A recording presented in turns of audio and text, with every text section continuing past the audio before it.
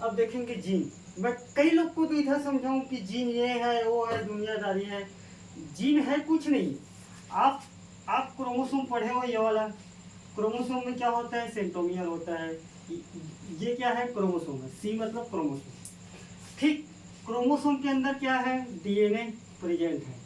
DNA present है, ये क्या है, डीएनए है। तो डीएनए के अति कुंडली से क्या बना है, डीएनए क्या है, क्रोमेटिन जाल है। तो डीएनए क्या चीज से बना है, क्रोमेटिन जाल से।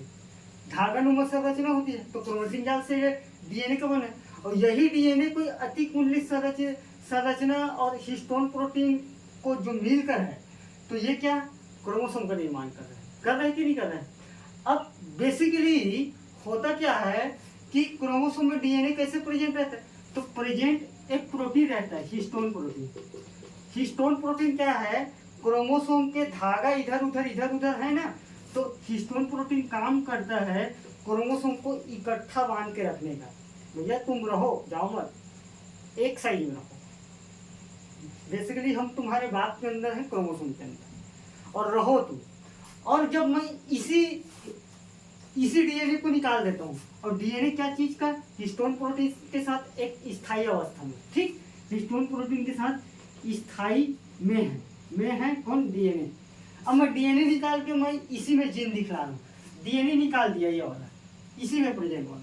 तो डीएनए में ही बीच बीच में जो प्रेजेंट रहता है, ये बिल्कुल इसी को बोलते हैं जीन। ठीक, और यह जीन डीएनए बना किससे है, न्यूक्लियोटाइड से। डीएनए बना कैसे है, न्यूक्लियोटाइड। ठीक, तो डीएनए न्यूक्लियोटाइड के बना है और जीन इसी में है। तो क्या मैं ये बोल सकता हूँ कि कुछ निश्चित न्यूक्लियोटाइड के समूह को जीन कहते हैं करके। तो स्पेसिफिक चीज मैं बता रहा हूँ, जीन मतलब क्या है, कुछ निश्चित, क्योंकि डीएनए में कौन सा प्रेजेंट है, डीएनए बना क्या चीज से, न्यूक्लियोटाइड से। और यही न्यूक्लियोटाइड से डीएनए अगर बना है और इसी में जीन प्रेजेंट है, तो क्या मैं बोल सकता हूँ कुछ निश्चित न्यूक्लियोटाइड के समूह को जीन कहते हैं।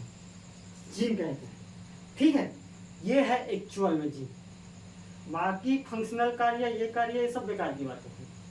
एक्चुअल में कुछ ही न्यूक्लियोटाइड के ग्रुप को ही जीन कहते हैं।